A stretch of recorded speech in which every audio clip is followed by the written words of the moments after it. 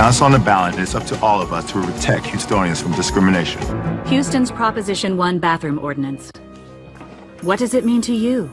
Any man at any time could enter a woman's bathroom simply by claiming to be a woman that day.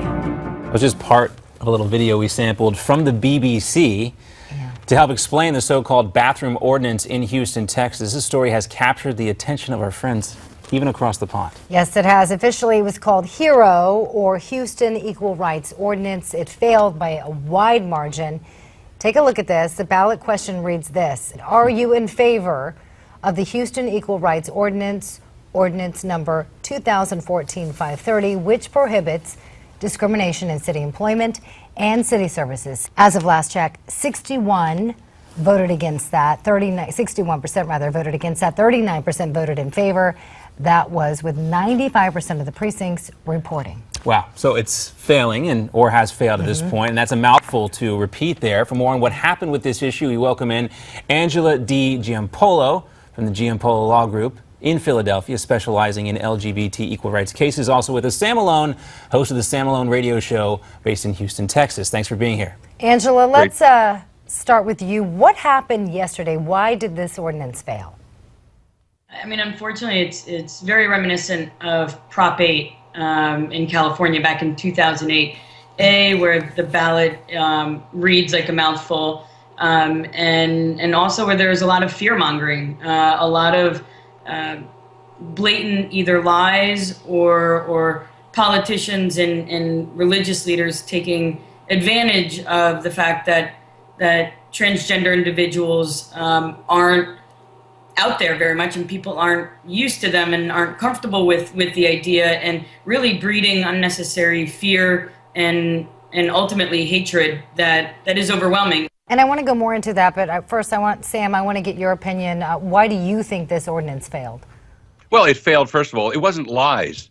It was truth. When people got to actually read the first version of the ordinance of May 2014, the second version of the ordinance, and they focused in on what was referred to as Article 4, Section 1751A, and there had been 1751A and B, people saw that and it goes, oh my goodness, a man can freely go in, free access to a woman's bathroom, locker room, or shower.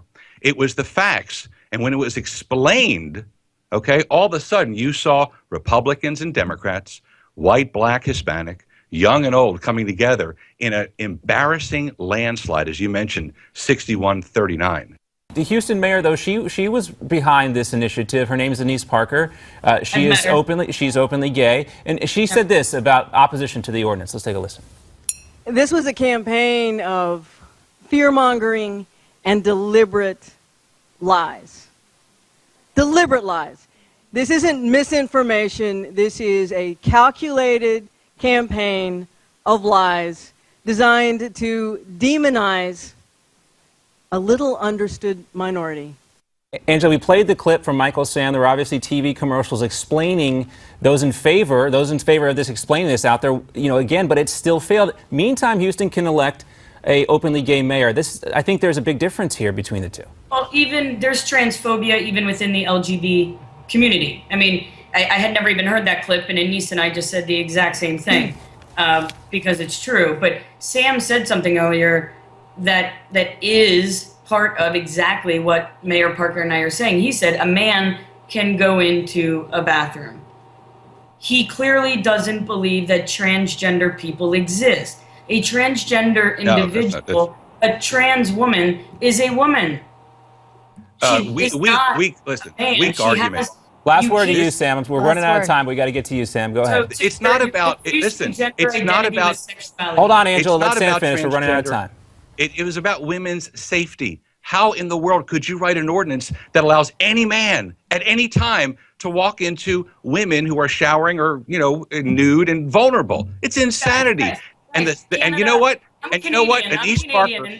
I'm Canadian, and this is one of the times where I claim to be from our northern brother and sister country. Canada has had these laws for 10 years. Not one woman has been assaulted. Countries and cities have been doing this for years. Not one. If you, since we're running out of time, can point to any case where a woman was assaulted by a transgender woman. Another epic fail. Please do so. Another epic fail. This segment with the law says you can't disturb. finish It out the allows segment a by man telling to us how go many. in and take a view. Once again, the law says you can't disturb, and that would be recorded by police reports. However, a man can walk in, strip naked, show his genitalia, not disturb anybody, and it wouldn't be in a police I can report. tell you how many trans And women have been it's a murdered this year. $5,000 fine if the health club only throws the people guy being out. assaulted in It bathrooms lost. Well, are guys, we're going to end it there. The bottom line is the ordinance failed to pass yesterday. We'll see what happens. Angela mentioned it might come up in a court case later on. We'll keep you posted. Angela, Sam, thanks so much for being with us. Thank you. And you still have a little bit of time to weigh in. Did Houston, Texas voters do the right thing by rejecting that hero discrimination bill? Go to our Twitter page right now at newsmax.com and vote. Plus, we got headlines and punchlines coming up.